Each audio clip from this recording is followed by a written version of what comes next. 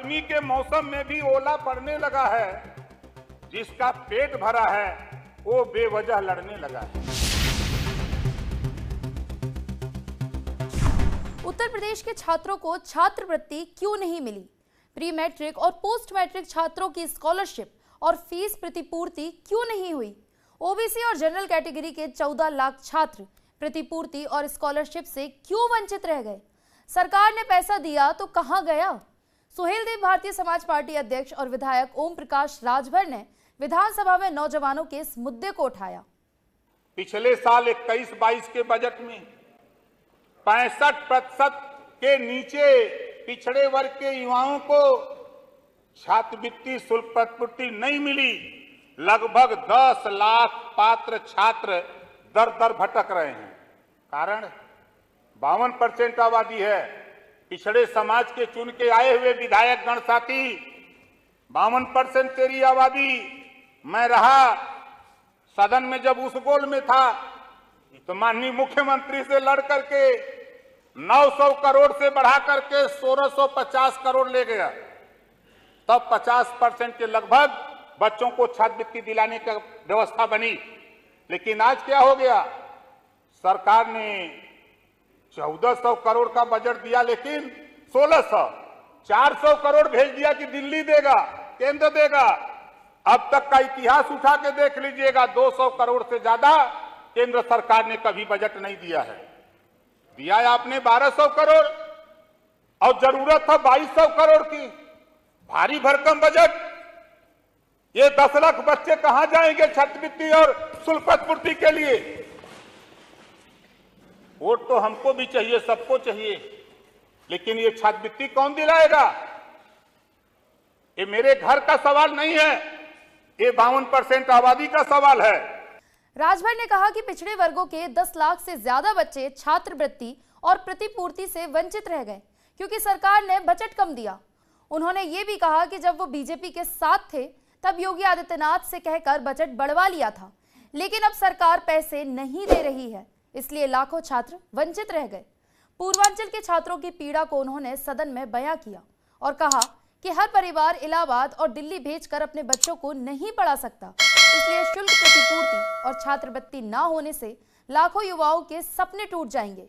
राजभर ने सदन में पूछा कि वो कौन सा गणित है जिसमें 66% अंक लाने पर भी ओबीसी बच्चे को स्कॉलरशिप नहीं मिलती और 33% अंक लाने वाले सामान्य वर्ग के बच्चे को छात्रवृत्ति मिल जाती है।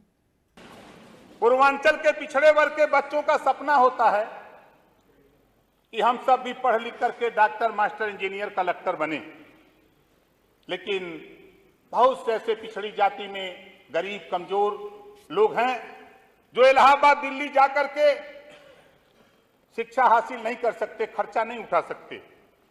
भाजपा के संकल्प पत्र में लिखा हुआ है।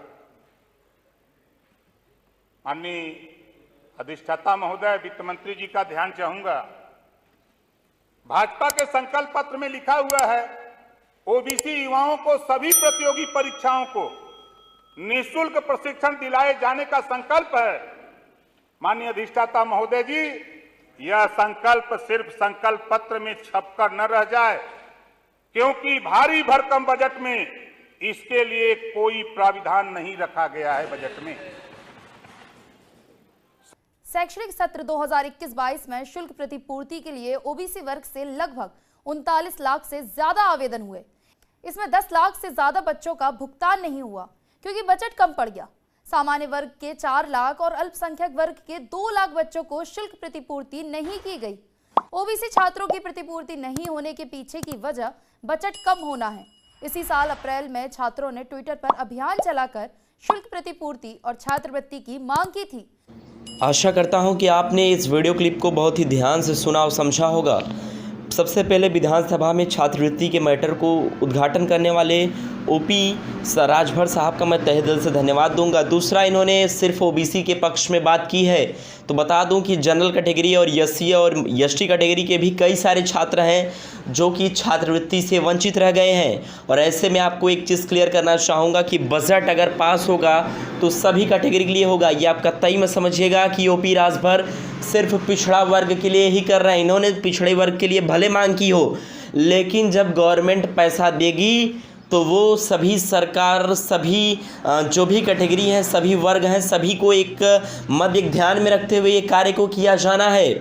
आपको ये भी अवगत करा दें कि लगातार छात्रवृत्ति से जुड़ी कोई भी अपडेट आती हो, पिछले 2 साल से लगातार हम आपको सारी अपडेट प्रोवाइड कर रहे हैं, वो भी ऑथेंटिक तरीके से आगे भी प्रोवाइड करेंगे। तो जो लोग साथी चैनल पर अभी तक सब्सक्राइब नहीं किए या फिर नए हैं, वो चैनल को सब्सक्राइब करके बेल आइकन को प्रेस कर लें और अपने दोस्तों में भी इस वीडियो को ज़रूर शेयर करें, जिससे कि ज़्यादा से ज़्यादा लोगों तक ये बातें पहुँचे और ज़रूरत पड़ी तो एक बार फिर से हम ट्विटर पे अभियान छेड़ सकते हैं। अगर हालांकि 31 मई कहा गया, उसके बाद संभावनाएं बेहद कम हैं। ओपी साहब ने इस बात को उठाया और जो भी कुछ था वो मैंने आपको वीडियो के माध्यम से सामने रख दिया है। वीडियो अच्छी लगी हो लाइक करना, दोस्तों में शेयर करना, बाकी सब्सक्राइब करना हो तो कर देना। Thank you. जय हिंद, वंदे मातरम, टेक केयर।